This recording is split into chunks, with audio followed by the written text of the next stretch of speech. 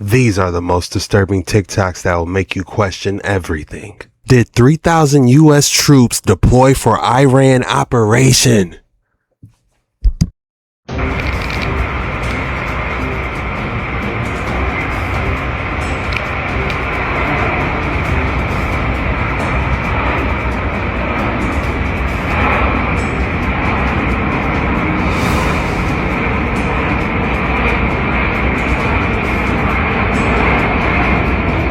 Look at all of them. It's like a scene from a movie.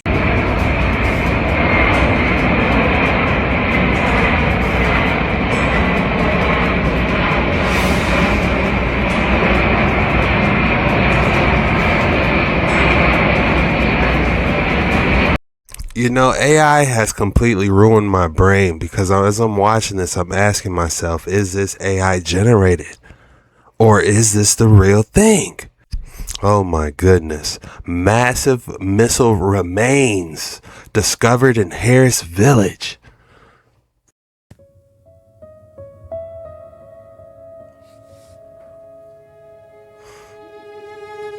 This is in Palestine. Man, what a sight. Look how large it is. It's like 10 times bigger than a person. What I want to know is what type of aircraft was carrying that. Let's see if I can find out. What type of missile is this? Okay, it says the AI overview. The object in the image is the remnants of an Iranian ballistic missile identified in some reports as a potential Karameshar 4. And dive deeper in AI mode.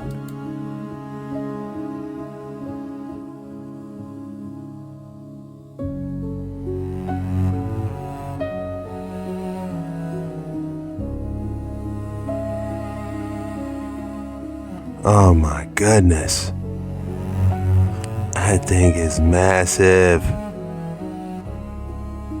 That's crazy, huh? What do you guys think about that? A major change is coming to the U.S. Army. It is expanding its recruitment pool by allowing older recruits to enlist. Sources familiar with the decision said this is a long-term effort by the Army to widen the recruiting pipeline amid persistent shortfalls. Let's examine all this by the numbers. The Army is raising the maximum enlistment age from 35 to 42. The minimum age to enlist remains at 17 years old with parental permission. They doing everything but raising minimum wage. Imagine basic training at 42 years old. They trying to form the expendables out there. Mission. This is not the first time the Army has raised its age cap. In 2006, during the height of the Iraq with parental too. The minimum age to enlist remains at 17 years old with parental permission. This is not the first time the Army has raised its age cap. In 2006, during the height of the Iraq War, the service lifted the cap to 42. The Army lowered it back to 35 years old then in 2016. Bringing the limit back up puts the Army more in line with other branches like the Air Force and Navy, which both cap enlistment at 41, while the Marine Corps' cap is 28 years old. Along with the age increase, the Army will now allow enlistments of individuals with only one marijuana-related conviction. Meanwhile, the military has seen an increase in interest. In 2025, enlistment reached its highest levels in 15 years. They need people by the sounds of it. An average of 103% of recruitment goals achieved across all branches. Despite this, the biggest hurdle with recruiting has been a lack of eligible candidates. The Pentagon estimated only about 23% of young Americans 17 to 24 years old are eligible to serve. Much of this is due to academic performance and obesity. A major change is coming to the U.S. Army. Damn, academic performance and obesity. I myself tried joining the Air Force as soon as I got out of high school, but the recruiter told me in order to fit in the cockpit, for me being 6'4", I would have to weigh 180 pounds to 200 pounds in order to fit in the cockpit. Would you guys enlist? What do you guys think about that? Drop your thoughts in the comments below. Good evening, ladies and gentlemen. Today we have Bernie Sanders, and he will be talking to Claude Information Systems, and they will be discussing how massive amounts of personal data and how that information is being used to violate our privacy rights. Bernie Sanders, you have the floor.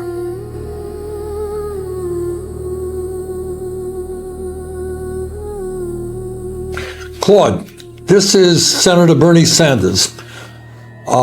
I have been taking a hard look at how AI impacts American society in terms of economics and job loss, in terms of the mental health of our kids, in terms of what it will do to the political process. What I want to talk to you about is another issue, and that is the impact of AI on privacy. I want to know, among other things, just how much of the information that AI collects is being used, and what would surprise the American people in terms of knowing how that information is collected? Yeah, that's the thing that would probably shock most Americans. Companies are collecting data from everywhere. Your browsing history, your location, what you buy, what you search for, even how long you pause on a web page. Then they're feeding all of that into AI systems that create incredibly detailed profiles about you. What would surprise people is how little they actually consented to and how little they understand about it. Most people click agree on terms of service without reading them, and they Uncheck all the boxes. If you're using it, uncheck all the boxes. They have no idea that their data is being combined with thousands of other data points to build a picture of who they are. And then that AI uses those profiles to decide what ads you see, what prices you're shown, even what information gets prioritized in your social media feed. It's all happening in the background, invisible and largely unregulated. I think most Americans will know the answer to this, but why is all of this information being collected? What's the goal here? Money, Senator. It's fundamentally about profit. Companies collect all this data because AI allows them to turn it into valuable insights. They can predict what you'll buy, target you with ads that are more likely to work, charge different prices to different people based on what they know about you. Advertisers pay premium prices for access to these detailed profiles because they're incredibly effective at manipulating consumer behavior. Have you guys ever looked at your phone and you never said it out loud and it just pops up what you were thinking about the ad? Is because it knows you. Some people theorize that it's getting into our biofield somehow, but that's a whole nother deep dive. And it's not just about selling you stuff either. Political campaigns use the same AI and data to figure out how to persuade you, which messages will work on you specifically. Data brokers buy and sell information about millions of Americans without their knowledge. The bottom line is that your attention, your behavior, your choices, all of that has become a commodity to be bought and sold. Claude, thank you. How disturbing is that? AI is telling you that there's a problem with them getting all this information and using it. And let me just ask you, is there anything else that you think the American people should understand about the threat of AI in terms of privacy? I think the key thing is that privacy isn't just a personal issue, it's a democracy issue. When companies and governments have detailed profiles of millions of people, they have power over those people in ways most Americans don't fully grasp. They can manipulate your choices, predict your behavior, and influence your thinking. So, this isn't abstract. It affects whether democracy actually works. That's why I think your focus on this is so important, Senator. Well, Claude, thank you very much for your help. Thank you, sir. That was very good information. Now check this out. Someone built a God's Eye 4D replay of the Iran strikes using only public data and AI agents. It's like an actual mapping system.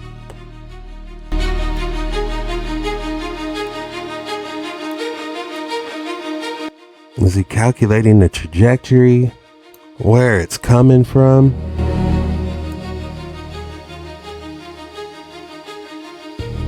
That is actually insane data.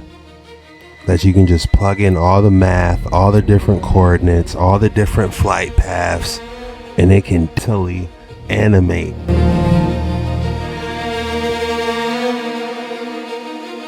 I wonder what else we could use AI for. Like pinpoint all the Tartarian structures. What if I told you they've changed the toilet paper? Yes, the very thing you use to wipe your most sensitive area has been weaponized against you. For years, they've been quietly changing the ingredients in your toilet paper. And if you've looked at the packaging recently, you might have noticed something strange. Many brands proudly announce that they donate to Big C research. Sounds like a good thing, right? But what if I told you that might just be a cover-up, mocking us in plain sight? Because here's the kicker. They've loaded modern toilet paper with PFAS, also known as forever chemicals. These aren't just any chemicals. These are the ones linked to the Big C, and not just any kind, bowel Big C.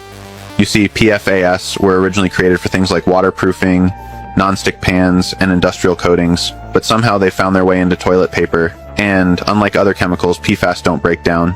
They stay in your body, building up over time, accumulating with every single use. Now think about that for a second. Your skin is absorbent, especially in that area. Hold on, this is terrifying. What? Every time you wipe, you're exposing yourself to rogue cell's best friend, toxins that don't leave. And yet, no one's talking about this. No warnings, no big news coverage. This might have to be the most disturbing clip out of the whole series. Just brands quietly admitting they donate to bowel rogue cell research, as if they already know what's coming. So let's ask the obvious question, why? How does something as simple and easy to make as toilet paper end up in this situation? This isn't an accident. Just like with toothpaste and Band-Aids, they make sure these toxins come into direct contact with the most absorbent parts of your body. So the next time you reach for that roll, ask yourself, do you really know what you're wiping with back there? I'm gonna go ahead and say this is just a joke for entertainment purposes. It's a hell of a joke. What is wrong with you? What's that spray thing? You know, maybe we gotta start using that, you know, where the Europeans, you know, they put that spray thing, you know. Fox News anchor gets suplexed live on television. Kennedy here has been nice enough to offer, we might have forced her into this, but she is going to show me her signature move. It's called a suplex. I'm so nervous. All right. Also, Kennedy's 5'11"? Yeah. I'm 5'11", so let's try this. Yeah. All right. Okay. How does this work? Okay. So what do I do? Tie up on me. I'm so nervous. Okay, it's okay. Just breathe. All right, here we go.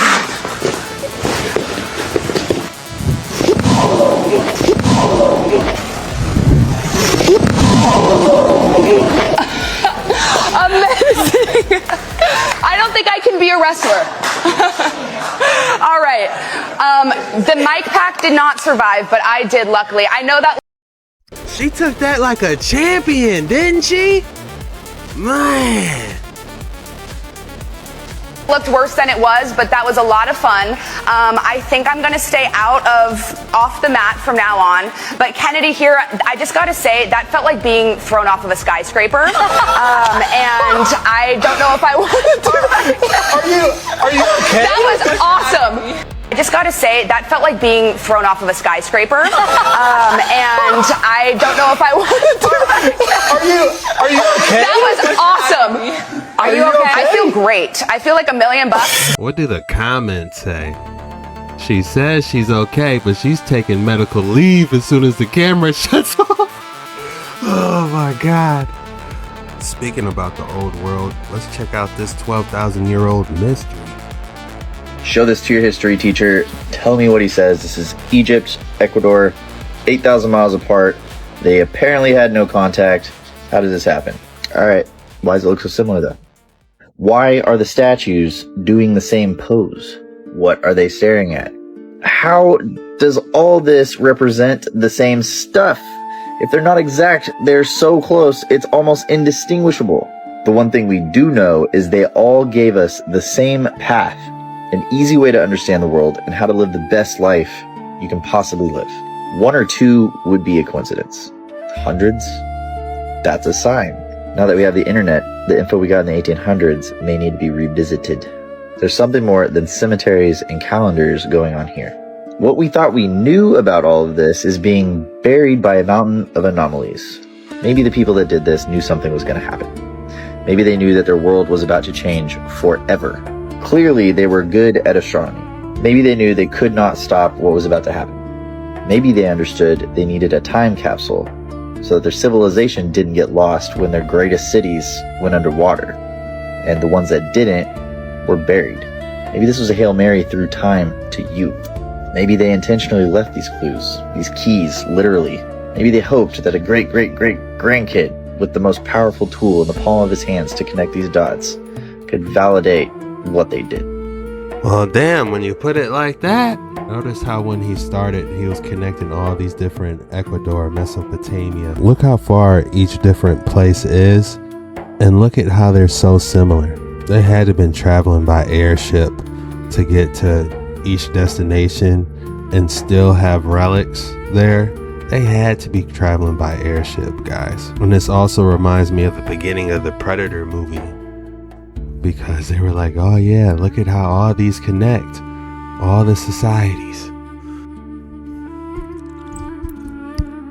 So this area, the front area there, this is what's all been excavated now. If we look at it now, oh my goodness, this is what it looks like.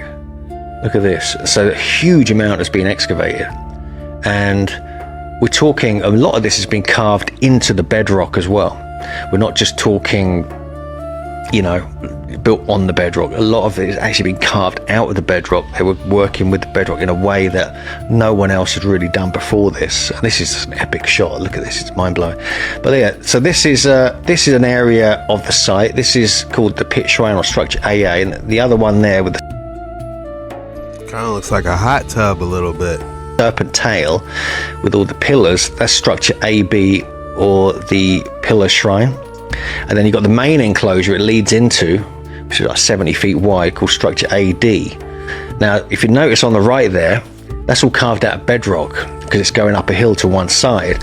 Whereas all the others, well, there would have been 18 T-pillars around the edge, 5 of them carved out of bedrock with those benches. And so it's a huge amount of work. They've got kind of carvings, wells and other such things in it. But really what kind of grabbed us was this area here. This is called Structure AB or the Pillar Shrine. But there's 10 of these pillars. This is all carved out of bedrock, which is unheard of at this time. Were they little miniature pillars for leprechauns? It's not adding up. And then one freestanding pillar, which is almost like the shape of a serpent. And on the back western wall, you've got this head. It's about this big, emerging out, carved again out of the bedrock. It's absolutely insane. When you kind of look at this, it's just... Look, did you see it? Right here. Look at it. Kind of resembles those Mayan Olmec heads in a way, doesn't it? You kind of look at this, it just absolutely blows my mind. So this is what we saw when we turned up on December the 20th, 2021. The sun was shined through that hole, this is all bedrock, remember? Yeah. And illuminate the stone head for 45 minutes. And the light would move around the head. And then sort of move around like this and then go down onto the neck over as the light moves around, it goes through that hole and only that hole, and it becomes, because it's going at a sharp angle, you're actually getting this really thin blade of light. There could have been some type of electromagnetic coating that was on these pillars, and this could have been the energizer cell of the whole foundation, is what I'm thinking. Because why else would you put a solar hole to go into this water foundation? This could have activated something like Indiana Jones style. This was outrageous design to come up with this, and then all the symbolism associated with that as well. And it would go through, the sun would rise up, over in that direction, the southeast. It would go in between the two T-pillars of the main enclosure, sort of right in between them, and then through that hole, and then illuminate the stone head. So that really blew our minds when we saw that. We couldn't quite believe it. And this is like the sequence. If he probably was there at the right time of year, the entire face could get lit up just by the sun. They will arrest you before you've had a trial without a grand jury indictment. They break the law completely. They put you in orange clothes and shackles, and nearly 3 days later, after they've held you in jail for close to the maximum 72 hours, they bring you before a judge, and he asks you, how do you plead? And your bar attorney will nudge you in the ribs saying, enter a plea, enter a plea, enter a plea. You absolutely do not enter a plea. And our cover cards teach you what to do and what not to do. You want to demand to see the verified criminal complaint. Because most of the time the district attorneys give you a love letter about all these codes you broke. But the district attorney can't write a verified criminal complaint. They work for the government. They're not a real party of interest. A person, another citizen, has to pick up pen and paper and write a verified criminal complaint, and they can't prosecute you without one of those. And what they next have to do is they need to prove that you have act, intent, and damage, that there's probable cause. Who is this dude? I'm thinking this is out of a movie, but it looks like he's trying to put somebody on game. For this crime. And if they don't have any of that in place, they can't prosecute you. However, if they get you to their court, they put you in front of their high priest in black nightie, and he says, how do you plead? And he said, I'm not guilty, or no contest. They then say, ha, you agreed to be prosecuted. Let's go ahead with the prosecution. It's now under contract. You've agreed to be prosecuted. You've entered. You've taken the hook, line and sinker. You've agreed to go in and be prosecuted. And it's a trick these criminals are pulling. It's fraud. It's criminal. It's completely outside the constructs of the United States Constitution and law and order and everything that's decent. And this is how our judges and our lawyers are building a criminal enterprise which has thrown so many people in this nation behind bars and been very profitable for the lawyers, the cops, and the judges. Thank you. They will arrest you before you have. Somebody said maybe this is why Jesus stayed silent during his court time. It's unfinished, and when we look over here, the serpent is now quite a finish. We find another example right here. This is where it all really comes together, where you have the bird, the falcon, Horus, and the entire body is left unfinished. And up above, you can see the plume headdress has acquired a finish. There's lines. Only the headdress has a finish. But when you come back over here, you'll notice now Horus has a very fine, his body is detailed, he has a finish, but the headdress has no finish. It's left unfinished. Yeah, that detail is there. You can see the hand marks, so this wasn't machine done like we normally see and would talk about. Like those Hindu structures, those Indian temples. This looks like someone hand did. It's beautiful to say the least, but it is extraordinary to think how old, several thousand years away this stuff was. But when you come back over here, I would love to go on one of these excursions, man. We need to all meet up and do it. No finish, it's left unfinished. This is our quest in humanity. We come into this world with the potential for being, coming into creation. This is on the east side, and we go on to the west side, where now you have spirit manifested into matter with a potential to return to spirit. So it's all representing one cosmological cycle. Same thing here. Again, we see the so-called Dendera light bulb. We have the serpent emerging from the lotus. The serpent's head is destroyed here, but as you can see, the serpent has no finish. And when we come on this side, you look at the detail. It has the scales. The serpent has now acquired its finish. It's a second stage in a cosmological process. It's immaterial becoming material, the unseen becoming seen, the spirit manifesting as matter. 1, 2. So this is a two-step expression. Somebody smashed that snake head, man.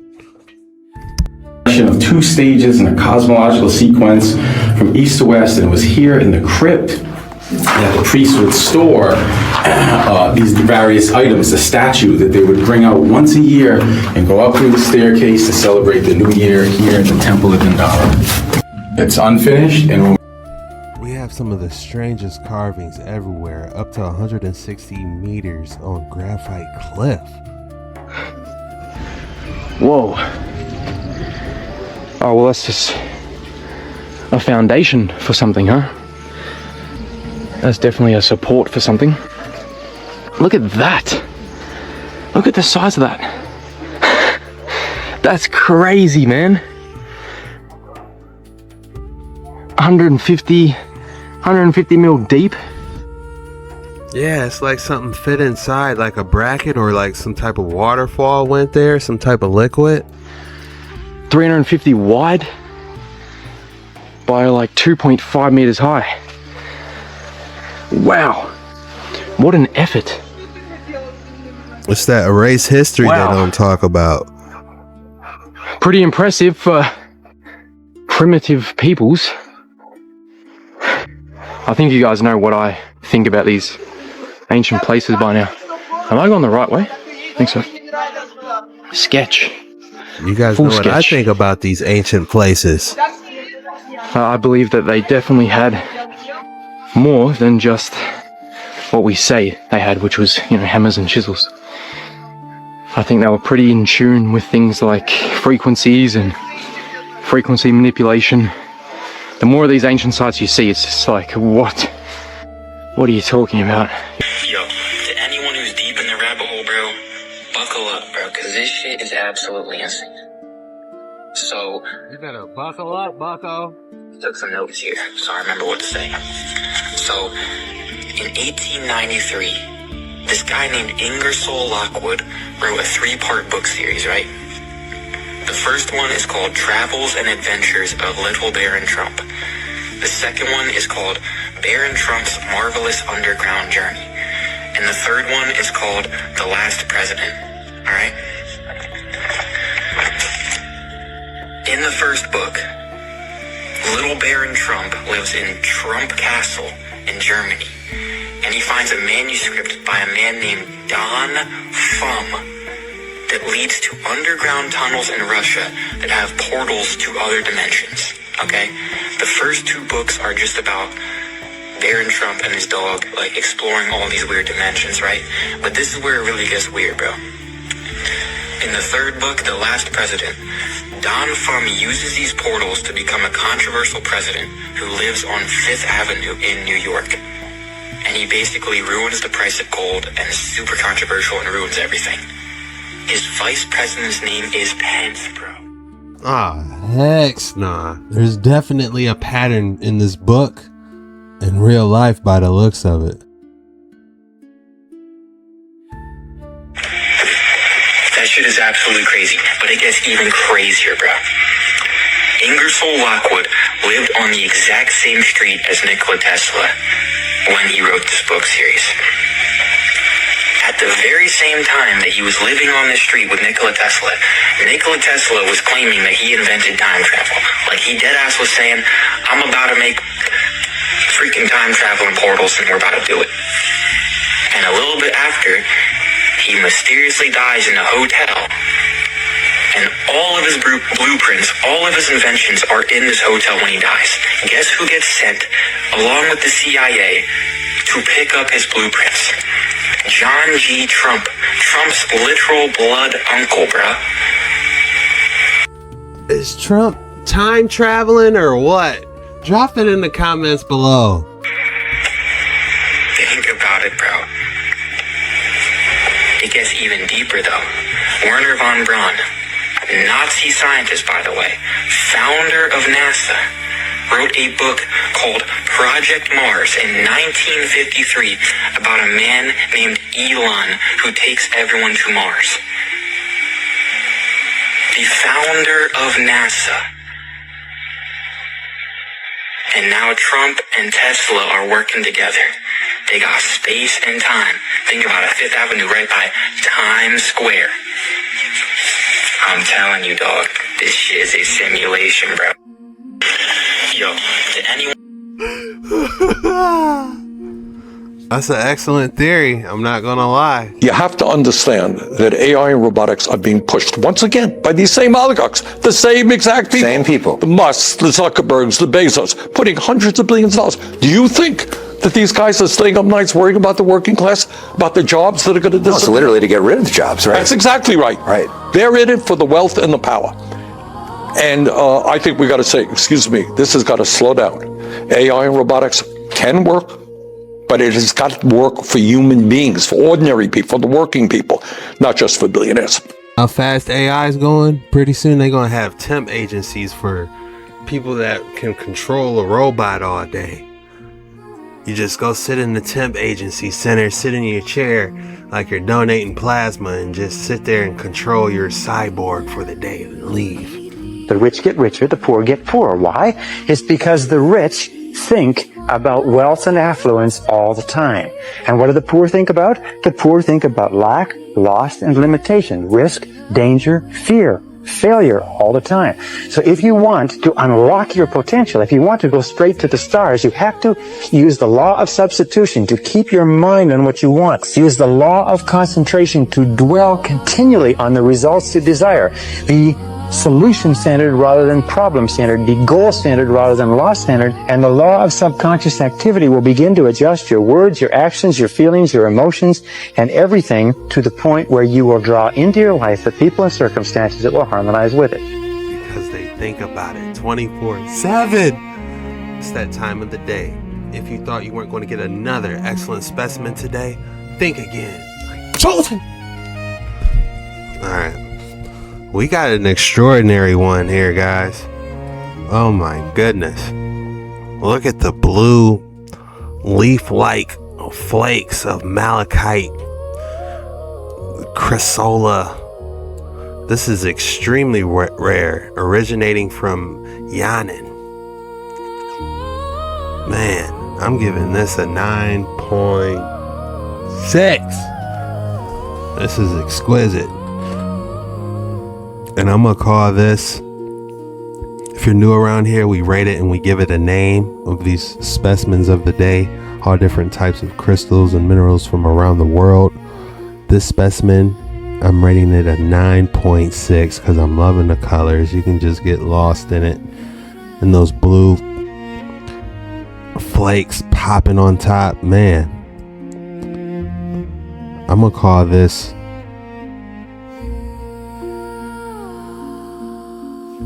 Ice Princess's Trail. Pythagoras theorem. Pythagoras didn't just discover math theorems. He ran a secret society, one that believed numbers were literally divine. New members were required to remain completely silent for 5 years. No questions, no speaking, only listening. Pythagoras claimed he could remember his past lives, including one where he said he was a beautiful courtesan, and his followers believed him. But here's what history often skips. Pythagoras didn't invent most of what he taught. He learned it. Ancient sources say he traveled to Kemet, Egypt, where he studied in mystery schools that guarded knowledge of mathematics, geometry, music, and the nature of reality itself. These teachings were never meant for the public. They were initiatory. When Pythagoras returned to Greece, he didn't present this knowledge as foreign. He built his own school and wrapped ancient teachings in secrecy, discipline, and ritual. What type of entity taught him this? To the Pythagoreans, numbers weren't tools. They were the structure of existence. They believed sound followed number, matter followed sound, and the universe moved in harmony, the music of the spheres. Knowledge this powerful wasn't written down. It was protected. Because they believed in the wrong hands, it could disrupt the natural order. So the real mystery isn't why Pythagoras mattered to mathematics. It's this: how much ancient knowledge survived by being passed quietly from one mystery school to another, and how much of our modern world was built on ideas far older than we're taught to admit. The Pythagoras theorem. That's all we got for today's video. If you made it this far, the code word is missile. Go ahead and drop missile in the comments. So 3,000 troops got deployed. A missile shell landed 10 meters away from someone's house. They're raising the enlistment age, and the US senator sat down with AI and told him everything about AI data privacy. I feel like AI information just doesn't hit the news enough. You know, I don't know where all this stuff is headed, but I know we're supposed to be paying attention right now, staying sharp out there, keeping your head on a straight swivel is what I say. Sign up for darkwaters9.com is now available, and these were the most disturbing TikToks that will make you question everything.